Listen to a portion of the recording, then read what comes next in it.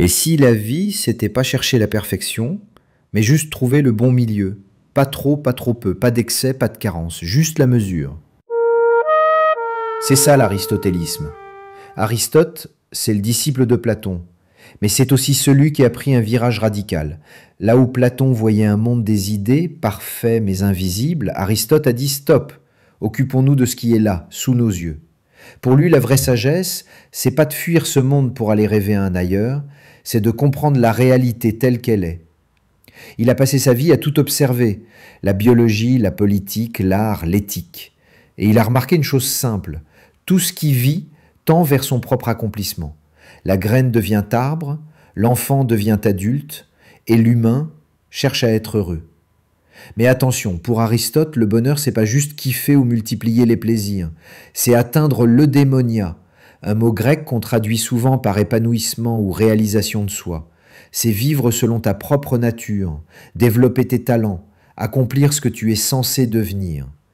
Et pour ça, Aristote propose un principe ultra puissant, la juste mesure.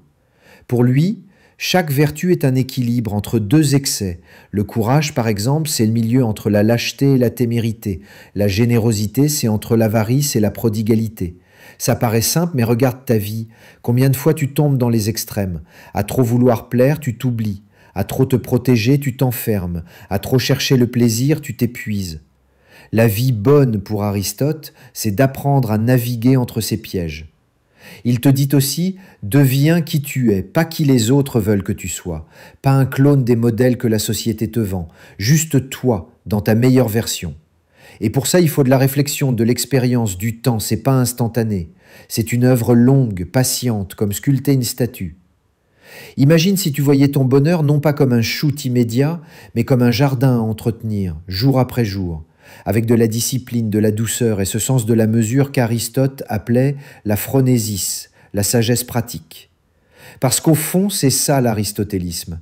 Pas une utopie lointaine, pas un idéal inaccessible, juste une invitation à vivre pleinement, ici, maintenant, en trouvant ton propre équilibre, entre le trop et le pas assez, entre les passions qui t'emportent et la raison qui te guide. Alors la prochaine fois que tu sentiras ton cœur s'emballer ou ton esprit paniquer, demande-toi où se trouve ta juste mesure, et avance, pas vers un absolu parfait, mais vers toi-même, un peu plus chaque jour,